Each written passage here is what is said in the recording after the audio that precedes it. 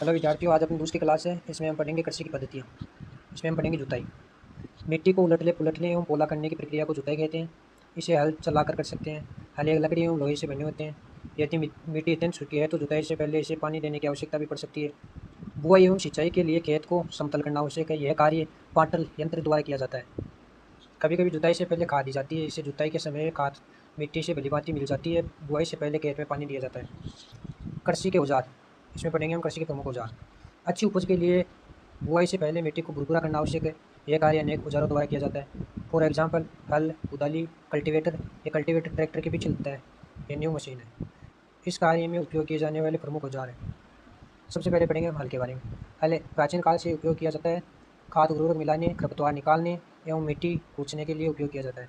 यह औजार लकड़ी का बना होता है जिसे बैलों की जोड़ी अथवा अन्य पशुओं जैसे घोड़ा, ऊँट की सहायता से खींचा जाता है।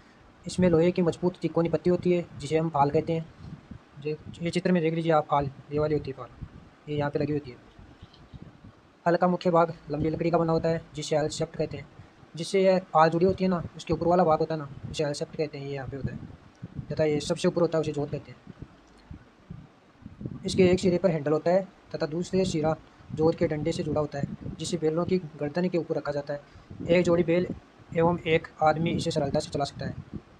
आजकल लोहे के हल तेजी से देसी लकड़ी के हल की जगह ले रहे हैं। मतलब आधुनिकरण बढ़ रहा है, इसलिए लोहे के हल ज़्यादा देखने को मिलते हैं, लकड़ी के लुप्त हो गए। दूसरा औजार होता है कुदाली। यह एक सरल औजार है जिसका उपयोग खरपतवार निकालने, मिट्टी को पोला करने के लिए किया जाता है। इसमें लकड़ी अथवा लोहे की छड़ होती है जिसके एक सिरे पर लोहे की चौड़ी और मुड़ी हुई प्लेट लगी होती है। हेलो स्टूडेंट्स, ये चित्र है कुदाली का। इसके आगे आगे जो डंडा होता है उसके तो जोत जुड़ी हुई होती है। जोत को पशुओं द्वारा खींचा जाता है। ये इसके उससे आगे होती है छड़, लोहे की छड़ होती है। यहाँ पे लोहे की मुड़ी हुई प्लेट लगी होती है। प्लेट प्लेट की तरह कार्य करती है। ये ऊपर पकड़ने के लिए हैंडल बना होता है। अगला औजार पढ़ेंगे हम कल्टीवेटर। आजकल जुताई ट्रैक्टर द्वारा संचालित कल्टीवेटर से की जाती है। कल्टीवेटर के उपयोग से श्रम एवं समय दोनों की बचत होती है। मतलब कि जो हल होता है उसमें काफ़ी टाइम लगता है और कल्टीवेटर में काफ़ी कम टाइम लगता है क्योंकि ये मशीन द्वारा होता है। देखिए दोस्तों, ये तो है ट्रैक्टर, इसके पीछे जो लगे हुए हैं ना लोहे के नुकीले, इसे बोलते हैं कल्टीवेटर। अब हम पढ़ते हैं बुआई के बारे में। बुआई फसल उत्पादन का महत्वपूर्ण चरण है। बोने से पहले अच्छी गुणवत्ता वाले साफ एवं स्वस्थ बीजों का चयन किया जाता है। किसान अधिक उपज देने वाले बीजों को प्राथमिकता देता है। मतलब जिन बीजों से अच्छी फसल हो उन्हीं को प्राथमिकता देगा, कॉमन सी बात है। पहली, एक दिन मैंने अपनी माँ को देखा कि माँ चने के कुछ बीज बर्तन में रखकर उसमें पानी डाल रही है। कुछ मिनट पश्चात कुछ बीज पानी के ऊपर तैरने लगते हैं। मुझे आश्चर्य हुआ कि कुछ बीज पानी के ऊपर क्यों तैरने लगे। तो इसको जानने के लिए क्रियाकलाप 1.1 पढ़ेंगे। एक बीकर लेकर इसमें पानी से आधा भरिए।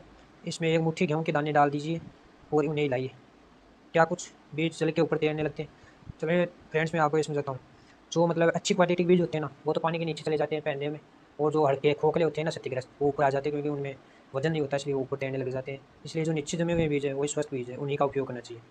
बुआई से पहले बीज बोने के औजारों के बारे में जानना आवश्यक है। तो हम अभी औजारों के बारे में पढ़ेंगे, कौन से औजार बुआई में यूज़ किए जाते हैं। ये जो कल्टीवेटर वगैरह है ना, कुदाली, ये तो जुताई के लिए है। और अब हम पढ़ेंगे बुआई के लिए। सबसे पहला औजार तो है परंपरागत औजार। ये बीजों का औजार कीप के आकार का होता है। बीजों को कीप के अंदर डालने पर यह 2-3 नुकीली सिरे वाली पाइप से गुजरते हैं। ये सिरे मिट्टी को बेध कर बीज को स्थापित कर देते हैं।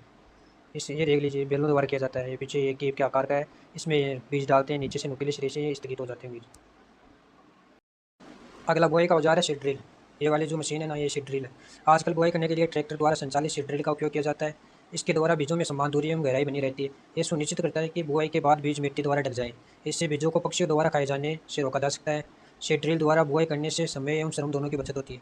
बुझो, मेरे विद्यालय के समीप एक पौधशाला नर्सरी है। मैंने देखा कि पौधे छोटे छोटे थैले में रखे गए हैं। वे इस प्रकार क्यों रखे गए हैं? तब पहले कहती है, धान जैसे कुछ पौधों के बीजों को पहले पौधशाला में उगाया जाता है। पौध तैयार हो जाने पर उन्हें हाथों द्वारा खेत में रोपित कर दिया जाता है। कुछ वन्य पौधे एवं पुष्पी पौधों को पौधशाला में उगाए जाते हैं। पौधों को अत्यधिक घने होने से रोकने के लिए बीजों में उचित दूरी का होना आवश्यक है। पौधों को सूर्य का प्रकाश एवं पोषक एवं जल प्राप्त मात्रा में प्राप्त हो। अधिक घनेपन को रोकने के लिए पौधों को निकाल कर हटा दिया जाता है। फसल के लिए जो नेक्स्ट जरूरी चीज़ है वह है खाद एवं उर्वरक मिलाना। मिट्टी में पोषक स्तर बनाए रखने के लिए मिलाया जाता है, उसे खाद कहते हैं या उर्वरक कहते हैं। बुझो, मैंने एक खेत में उगने वाली स्वस्थ फसल के पौधों को देखा, जबकि पास के खेत में पौधे कमजोर थे। कुछ पौधे अन्य पौधों की तुलना में ज़्यादा अच्छी तरह क्यों उगते हैं? मिट्टी फसल को खनिज पदार्थ प्रदान करती है। यह पोषक पौधों की वृद्धि के लिए आवश्यक है। फसलों के लगातार उगाने से मिट्टी में कुछ पोषक तत्वों की कमी आ जाती है। इस क्षति को पूरा करने के लिए किसान अपने खेतों में खाद देता है। यह प्रक्रम खाद देना कहलाता है। खाद एक कार्बनिक जैविक पदार्थ है जो पौधों से एवं जंतुओं से प्राप्त होता है। आप कक्षा 6 में पढ़ चुके हैं कि वर्मी कंपोस्ट एवं केंचुए द्वारा भी खाद तैयार किया जाता है। उर्वरक एवं खाद में अंतर। उर्वरक, सबसे पहले हम पढ़ेंगे उर्वरक। यह एक मानव निर्मित लवण है। इसका उत्पादन फैक्ट्रियों में होता है। इससे मिट्टी को हुमस प्राप्त नहीं होती है। उर्वरक में पादप पोषक जैसे कि नाइट्रोजन, फॉस्फोरस तथा पोटेशियम प्रचुर मात्रा में होते हैं। दूसरा है खाद। खाद एक प्राकृतिक पदार्थ है जो गोबर एवं पौधों के अवशेष से प्राप्त होता है। खाद खेतों में बनाई जा सकती है। खाद से मिट्टी को हुमस प्रचुर मात्रा में प्राप्त होती है, लेकिन खाद में पादप पोषक तुलनात्मक रूप से कम होते हैं। खाद के लाभ। जैविक खाद उर्वरक की अपेक्षा में अधिक अच्छी मानी जाती है। इसके मुख्य कारण निम्न है। पहला कारण तो है इसमें मिट्टी की जल धारण क्षमता में वृद्धि होती है। दूसरा है इससे मिट्टी भुरभुरी एवं सरंध्र होती है, जिससे गैस विनिमय सरलता से होता है। तीसरा कारण है इससे मित्र जीवाणुओं की संख्या में वृद्धि हो जाती है। चौथा कारण है इस जैविक खाद से मिट्टी का गठन सुधर जाता है। सिंचाई। जीवित रहने के लिए प्रत्येक जीव को जल की आवश्यकता होती है, वैसे पौधों को भी आवश्यकता होती है। पौधे की जड़ों द्वारा जल का अवशोषण होता है, जिसके साथ खनिज और उर्वरकों का भी अवशोषण होता है। पौधे में लगभग 90% मात्रा में जल होता है। निश्चित अंतराल पर खेत में जल देना सिंचाई कहलाता है। गर्मी में पानी देने की बारंबारता अपेक्षाकृत अधिक होती है। सर्दियों में पानी कम लगता है। गर्मियों में पौधे में सिंचाई के लिए पानी ज़्यादा लगता है। तभी बुजुर्ग कहता है, इस वर्ष पानी देते समय मैं अधिक सतर्क हूँ, क्योंकि पिछली गर्मियों में मेरे पौधे सूख गए और मर गए थे। सिंचाई के प्रमुख स्रोत।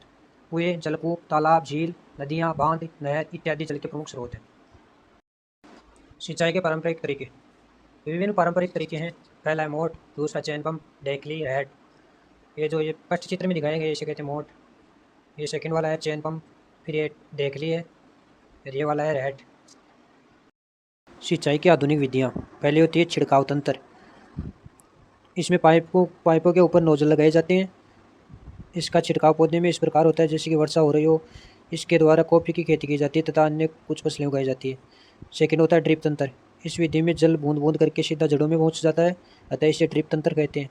फलदार पौधे, बगीचे एवं वृक्षों को पानी देने के लिए सर्वोत्तम तरीका है। ये नीचे वाला चित्र है ड्रिप तंत्र का। ये ड्रिप तंत्र है, इससे पाइपों के द्वारा ड्रिपिंग की गई है। तथा ये छिड़काव तंत्र, इसमें ये फुहारे लगाए गए हैं, उनके द्वारा नोजल से पानी की पूर्ति होती है।